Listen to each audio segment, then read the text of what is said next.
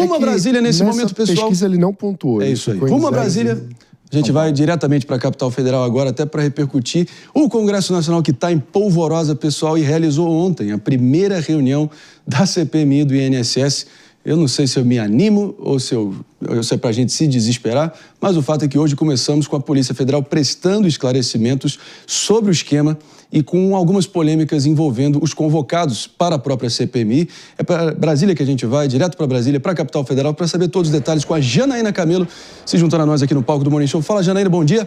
Olha, parece que o irmão do presidente Lula foi deixado de fora aí num acordão de bastidores. Quem participou, quais foram os termos e por quê? Conta pra gente. Bom dia.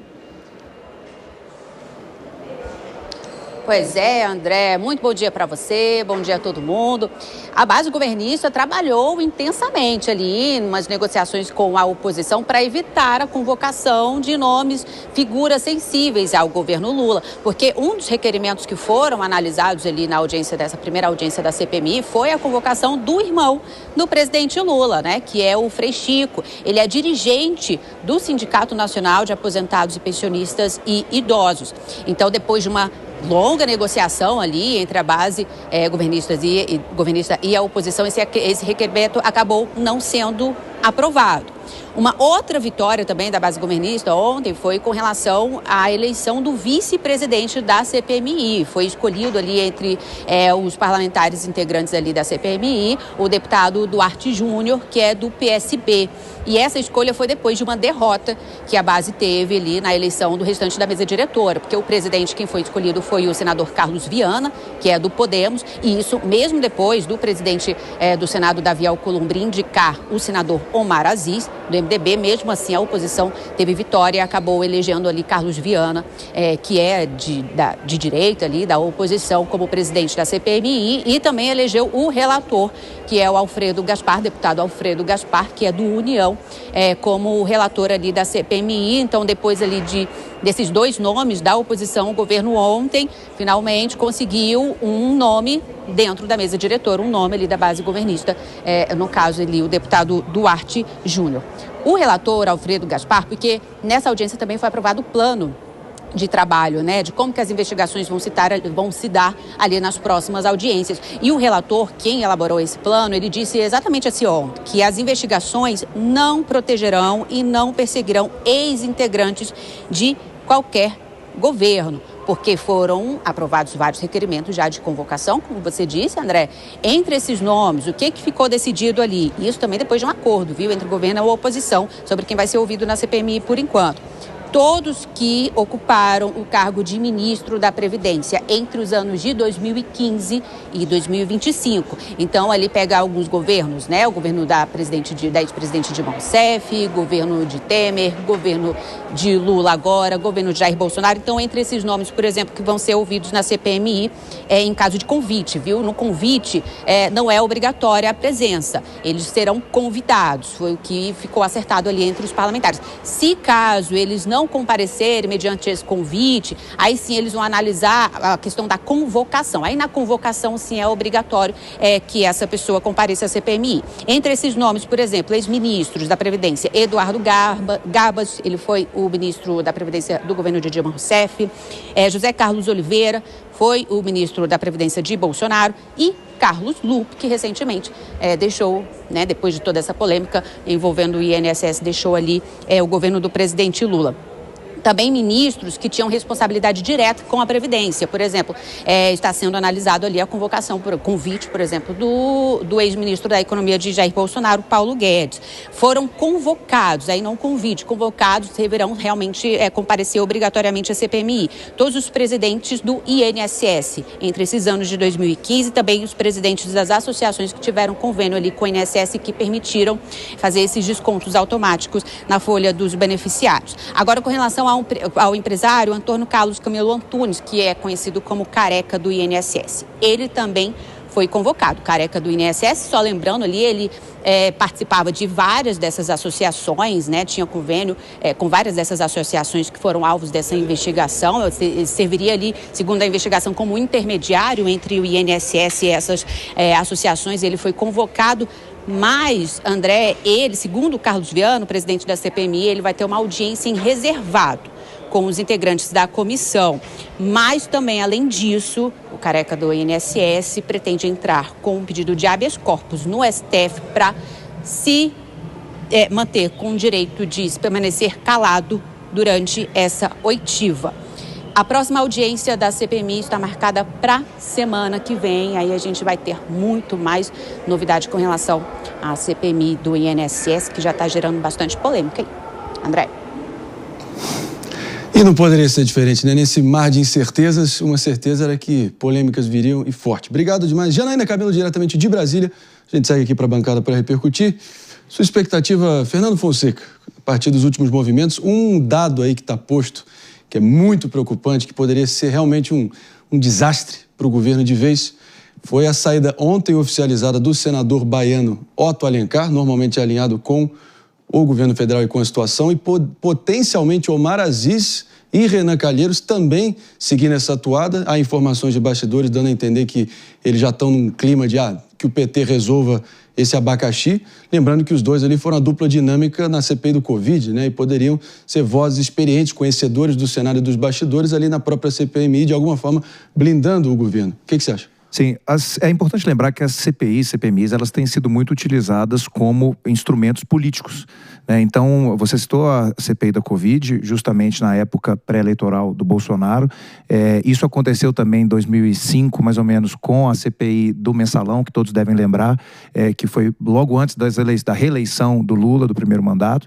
E depois aconteceu novamente com a CPI do Petrolão, da Petrobras, em 2015, que precedeu o impeachment da Dilma e a Operação Lava Jato, que prendeu um monte de gente. O importante disso tudo é que, além de um instrumento de política, isso tem que ser algo efetivo. No caso da CPI do Petrolão, tiveram várias prisões e, no final das contas, todas as prisões foram anuladas pela Lava Jato. Então, se não se fizer valer as decisões que forem feitas através das CPIs, elas se tornam realmente só instrumentos políticos. E a gente vai ver que uma CPI começando agora vai acabar justamente quando? Próximo das eleições de 2026. A gente sabe, né, que enfim, o recorte ali que eles vão estar olhando é a partir de 2015, ou seja, vai do governo Dilma, PT, Temer, Bolsonaro, Lula, mostrando que talvez o esquema e a maracutaia toda não começou necessariamente com o PT, mas definitivamente não parou também nele, né, Mano Feira? Na verdade, ele até se ampliou, né, nesse Exatamente. governo. Se agravou. As informações que nós temos mostram isso, né, que o volume de desvios, ou seja, de dinheiro roubado dos aposentados, multiplicou, deu um grande salto durante este atual governo. Eu acho que o principal destaque foi a derrota na convocação tão aguardada do irmão do presidente Lula, o Frei Chico.